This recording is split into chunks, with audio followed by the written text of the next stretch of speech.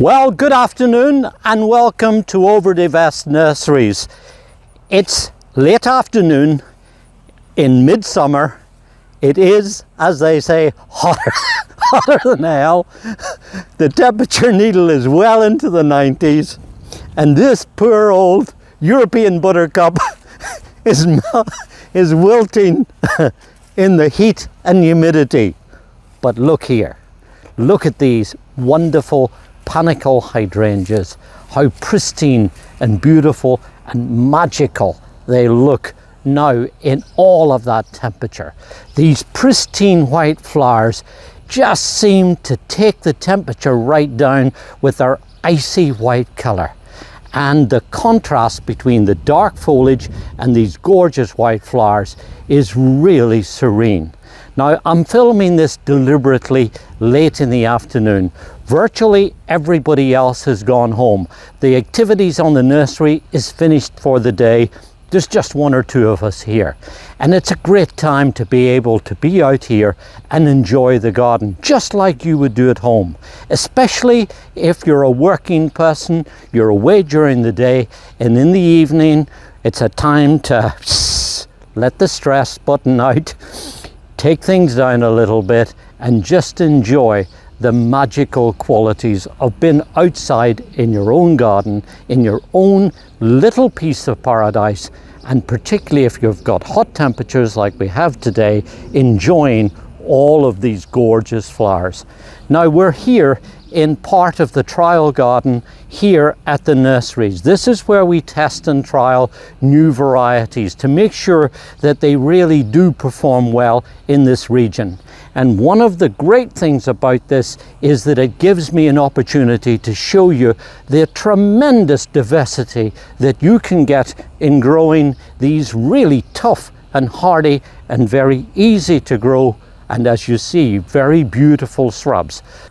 And the important thing to mention right off the bat, and that is that they're really very hardy. You see, they're native to northern parts of China, Japan and Korea, and the Russian-controlled Sakhalin Island, which is way north of Hokkaido, the most northerly part of Japan. So we don't need to worry about hardiness. They're very capable of dealing with our winter conditions right through the whole of our region. And the other bit of good news that I wanted to tell you about growing Panicle Hydrangeas is that they're really very easy to grow. In fact, they're not really demanding at all. Almost any soil will be fine as long as it's free draining. They just do not like to have their feet in wet, heavy soil conditions. And if your soil is a little on the sandy, rocky or gravelly side, and therefore likely to dry out during the summertime, like we're doing here, put down a layer of mulch. A good deep layer of mulch will certainly help to conserve moisture. They're not at all fussy as to whether your soil is acidy or limey. They're not really bothered by anything like that. When you plant them first, make sure to dig a good sized hole and incorporate some organic matter and water them well until they get established. Outside of that, really you'll see that they're really very easy to grow. Oh, and one other thing I should mention, as you see here, they really do best out in a nice sunny open position. They'll grow okay in a partially shaded situation, but you'll find they'll kind of get drawn up a little bit and perhaps might be a bit floppy. As for pruning, as you may have seen in one of the other videos here on this site, we go through and we prune all these plants in the early part of the year. You can check out that video. It will give you some information about how we do it and how you can do it too. And also in there, you'll see that we give them a little slow release fertilizer at the start of the year. That's enough to keep them going through the whole of the season. Be careful not to over fertilize, because if you give them too much fertilizer through the year, they're going to take it up, they're going to grow probably lush and rank, and then with the ones that carry the big heavy heads are likely to perhaps be a little on the floppy side. And I just want to show you how you can go about watering them as well. A little bit of water during the hotter, drier periods like this will certainly help to keep them fresher and going, And there's a little technique that I want to show you about how we do it here that I think is worth passing on. Now, I should probably say right at the outset that once hydrangea paniculatas become established in the garden, they are remarkably drought tolerant and they don't need a whole lot of watering.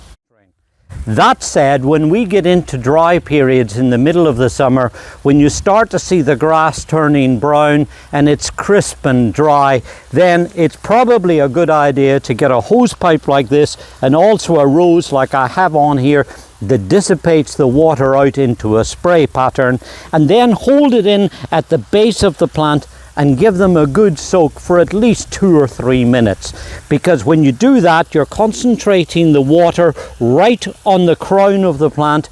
It will then drain down to the original soil that the plant was grown at. It will then dissipate out into the ground to where the root system is now all round the plant. And of course, the fact that you have the mulch there will also help to conserve that moisture. Sometimes when I'm out driving around, I see people in the garden and they're out spritzing with a hose. That's better than nothing, but to be honest, it's really not doing a lot of good. I think if you get in like this and give them a good soak, you'll find that the watering will be much more effective. The plants will look fresher, the flowers will last longer, and it will really just be a much more effective deal. So when you get prolonged or dry periods, certainly give them some water at that point. Otherwise, most of the rest of the year, they probably don't need a whole lot of watering. And there's a lot to be said for planting them in informal numbers too. I personally tend to avoid trying to plant things in balanced numbers, 2s, 4s, 6s and so on. Rather, what I like to do is to plant them as either individual specimens mixed in with other shrubs, kind of like here on this bed, or else in informal numbers, 3s, 5s, 7s and so on. That way, if one of them doesn't quite do as well as the other ones, it doesn't matter so much. If you've got 2 plants that are balanced, or you're trying to balance them, and one doesn't quite make as much vigor as the other one, you're all the time wishing that you could grow it stronger. Whereas if you plant them in informal numbers, I think that's a more natural arrangement, kind of like we find plants in nature, and therefore, to me at least, it seems like it's much more pleasing on the eye and the result is much more effective. And the fabulous thing, of course, is that nowadays there's a wide selection of ones that grow at different sizes too. From the little tiny toty ones that only grow a few foot tall right at the front, to medium-sized growers, to taller, more upright growers that you would use perhaps at the back of a border, right up to the big old PGs, as we used to call them, Paniculata grandifloras, that you're going to see in older neighborhoods that are maybe 12, 15, sometimes even 20 foot high. There's a place in every garden for these gorgeous plants. Now, if you only have a tiny little space somewhere, then of course you could plant just 1 or 2 of these. You could use them kind of like we have them here, planted along the fronts of beds and borders, and then graduate the heights with taller growing ones behind them right up to taller ones, and you have that beautiful effect then of all of this different height arrangements if you have a border that's wide enough to take them all.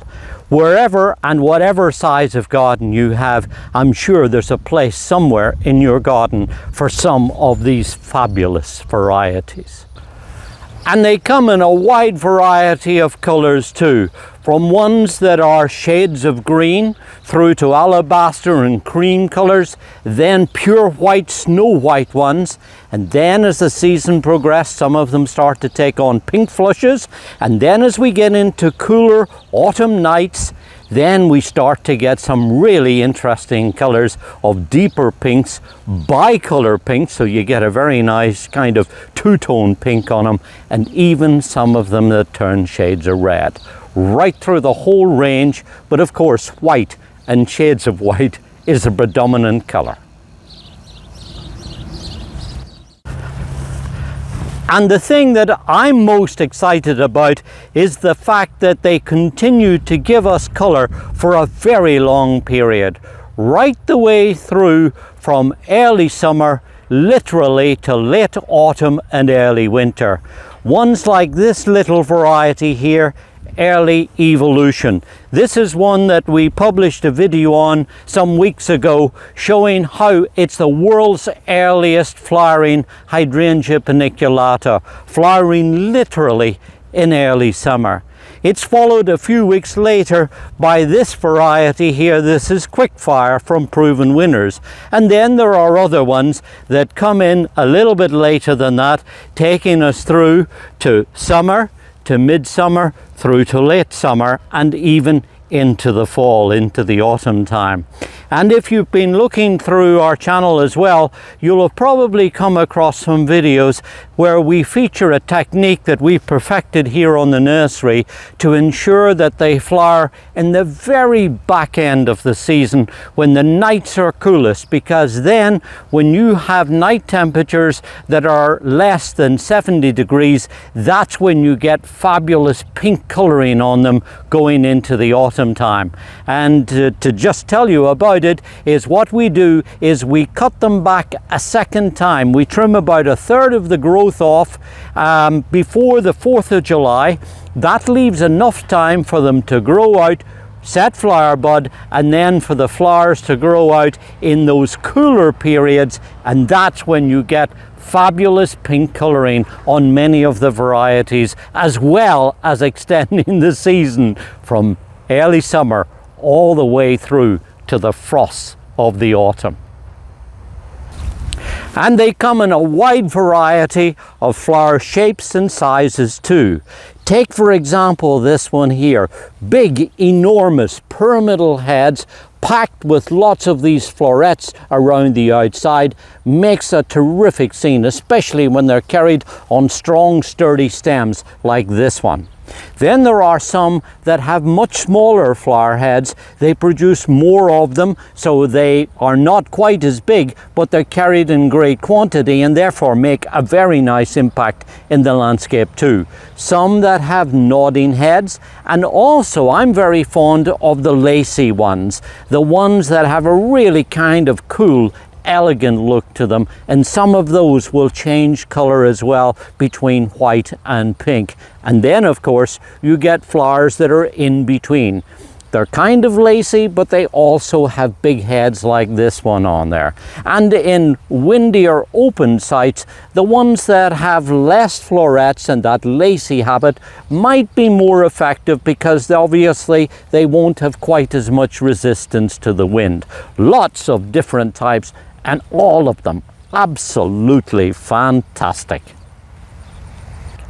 And speaking of flowers, let me explain that each of these heads is actually made up of two different types of flowers. On the outside here are lots of these sterile florets, a kind of modified sepal, and the idea in nature is to attract in pollinating insects and say, hey, this is where you need to be pollinating, this is where the flowers are.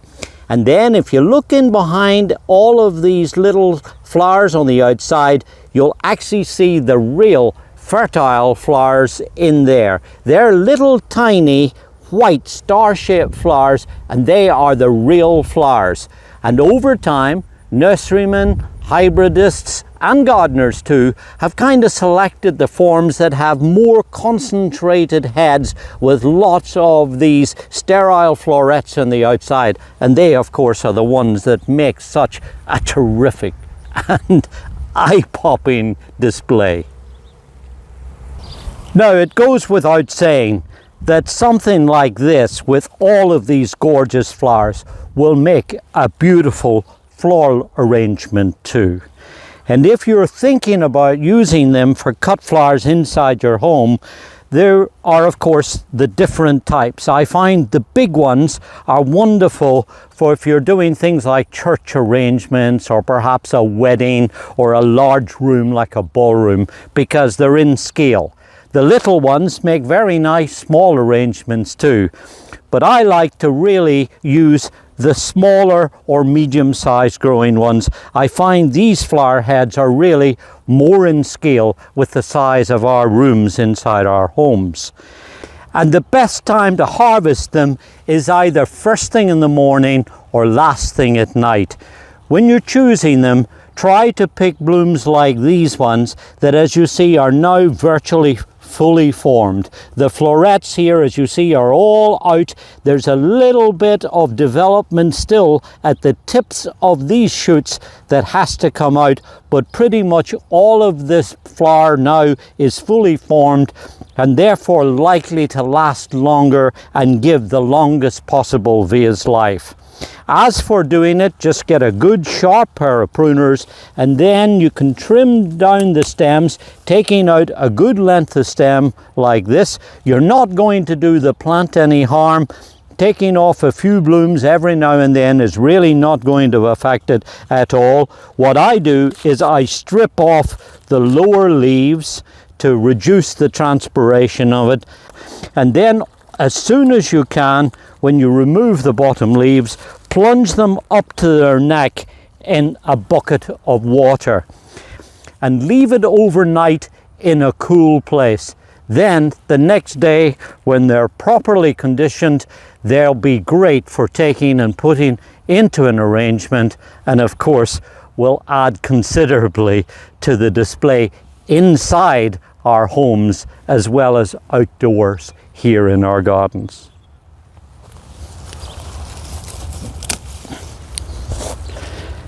And believe it or not, they dry very well too. The technique is a little different. You really pick ones that are fully formed, that have all of these florets that feel nice and sturdy. If you were to pick ones that are a little soft, they're going to flop too early, they're going to shrivel up. So you need to choose ones that are fully formed. And then what you do is you take them and put them in a bucket of water with just an inch or two of water, just enough to keep the tips of the stems submerged. Then as they naturally dry out with a little bit of the water evaporating out of the bottom, you'll find that they will slowly change into a dried state, and that's when you can use these as dried flower arrangements. Of course they'll turn a kind of light beige color, but they'll be very pretty, and of course they will last for years. Now, if you'd like to find out more about all the wonderful panicle hydrangeas that you can grow in areas around your home, can I suggest that you take a few moments and scroll through the videos here on this channel, because on there we featured several of the varieties that we've tested and trialed here and we grow in our nurseries and send out to our partnering garden centres all over the region. Lots of really good varieties that we know are excellent, very beautiful plants that perform really well right here in this region, even during the sultry dog days of summer. This is David Wilson. Enjoy your gardening. It's good for us, and it's really good for the environment too.